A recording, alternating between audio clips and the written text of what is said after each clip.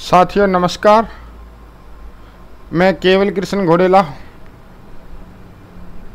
शिक्षण विधियों के अगले चरण में आज चर्चा करेंगे दल शिक्षण विधि की।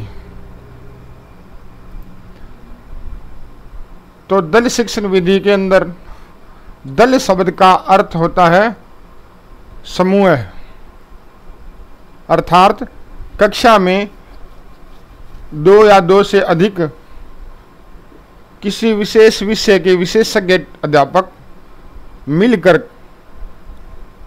कक्षा में बालकों को अध्ययन करवाते हैं।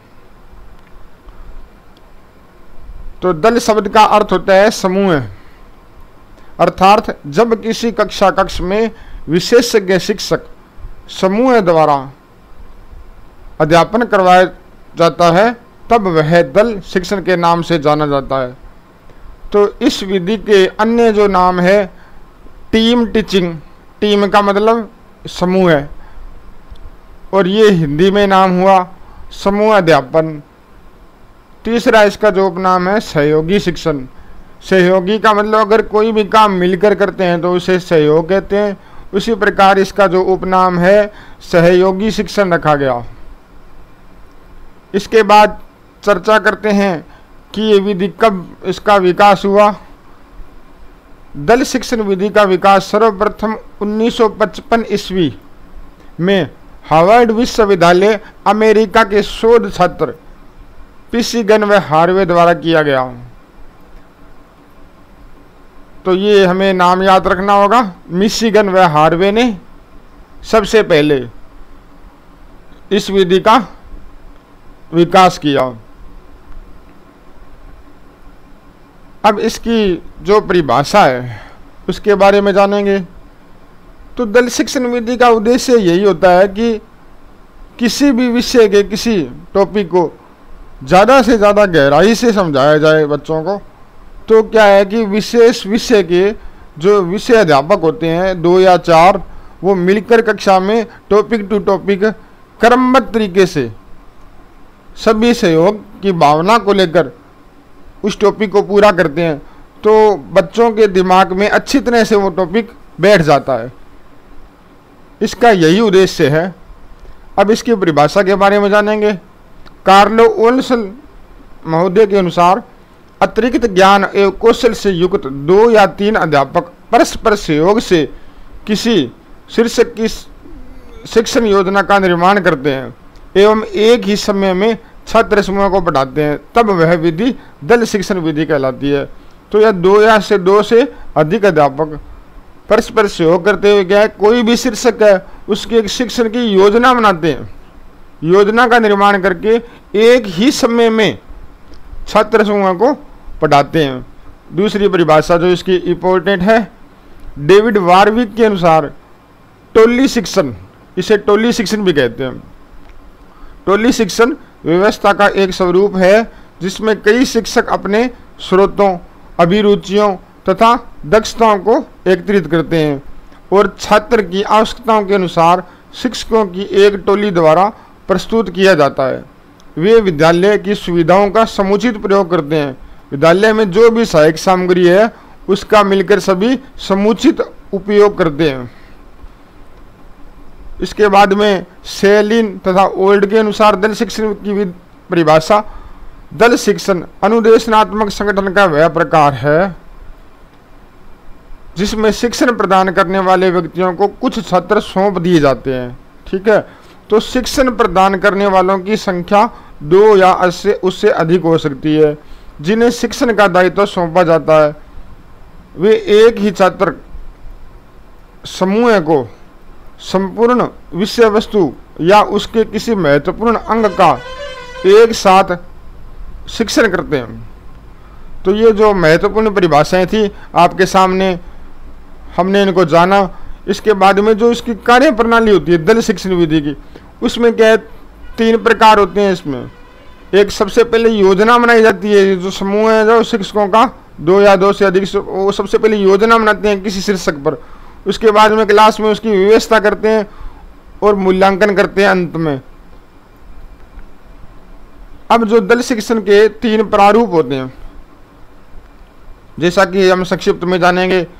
एक आम सभा सत्र होता है, उसके बाद में लघु सभा सत्र अनुवर्ग शिक्षण होता है, और फिर एक प्रयोगशाला सत्र भी होता है। आखिर में छात्र शिक्षक मिलकर किए जाने वाले प्रयोग पर तर्क वितर्क करते हैं। जब दल शिक्षण पूरा हो जाता है तो उसके बाद में क्या, छात्र और शिक्षक मिलकर तर्क वितर्क करते हैं और सभी एक निष्कर्ष पर पहुंचते हैं। इस प्रकार छात्रों का मनोबल बढ़ता है और उनकी जो चिंतन और कल्पना शक्ति का विकास होता है। तो सबसे बड़ा फायदा देखिएगा इस शिक्षण विधि से बालकों में क्या, चिंतन और कल्पना शक्ति का विकास होता है। अब हम यह जानेंगे कि दल शिक्षण विधि के बारे में जो महत्वपूर्ण विशेषताएं जिनके आधार पर एग्जाम के अंदर क्वेश्चन वगैरह पूछे जाते हैं, तो उनके बारे में देखेंगे। नंबर 1, सभी शिक्षक शिक्षण की योजना व क्रियान्वयन कक्षा में एक साथ उपस्थित होकर क्रमानुसार करते हैं। तो क्या है, शिक्षक जो अपना जो कोई भी शिक्षक है, वो जो टीम है जो शिक्षकों की, वो मिलकर एक साथ क्रमानुसार शीर्षक को लेकर चलते हैं ताकि पाठ में क्रमबद्धता बनी रहे। तो सबसे बड़ी विशेषता दल शिक्षण की कि क्रमबद्धता बनी रहनी चाहिए उसमें। शिक्षण सामग्री का समुचित प्रयोग, जितनी भी सहायक सामग्री अपने विद्यालय में मौजूद है उसका ज़्यादा से ज़्यादा सदुपयोग करना। विद्यार्थियों को खुली चर्चा का अवसर, तो टॉपिक पूरा होने के बाद में शिक्षक और विद्यार्थी आपस में तर्क वितर्क करते हैं तो खुली चर्चा का अवसर मिलता है। दल शिक्षण सहकारी, आगे का जो पॉइंट है, दल शिक्षण सहकारिता की भावना। तो शिक्षक है जो मिलकर सहयोग की भावना से कार्य करते हैं, कक्षा में बच्चों को पढ़ाते हैं। तो क्या है, सहकारिता की भावना पर आधारित होती है शिक्षण व्यवस्था। और जो विद्यार्थी है वो भी मिलजुल कर काम करते हैं। पूरे दल पर शिक्षण का सामूहिक उत्तरदायित्व होता है।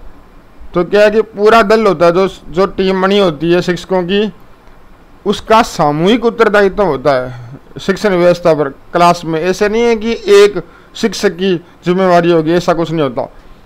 उसके बाद देखेंगे 6 नंबर टॉपिक, कक्षा में अनुशासन बना रहता है। तो अनुशासन, जैसे शिक्षकों की टीम होगी तो क्या है, कक्षा में अनुशासन भी बना रहेगा क्योंकि क्रमबद्धता बनी रहेगी। पढ़ाने के अंदर क्रमबद्धता बनी रहेगी तो ऑटोमेटिक क्या है कि विद्यार्थियों को आपस में बात करने का समय नहीं मिलेगा। तो क्या है, अनुशासन बना रहेगा। उसके बाद में जो इसके शिक्षण विधि के जो दल शिक्षण के सिद्धांत है वो देखिएगा संक्षिप्त में।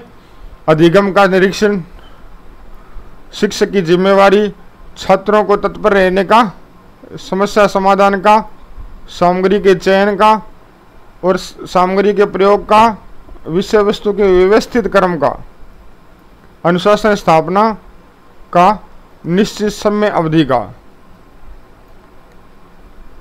इस प्रकार ये जो इम्पोर्टेंट जो प्रश्न बन सकता है शिक्षण विधि में, विषय वस्तु का क्रमबद्ध रूप से, मैंने आपको पहले भी बताया कि क्रमबद्ध अध्ययन होता है, इसमें शिक्षण होता है, क्रमबद्ध शिक्षण होता है। इसमें प्रभावी शिक्षण कौन सा है, तो हम सीधा सा आंसर दे देंगे इसका कि दल शिक्षण विधि है।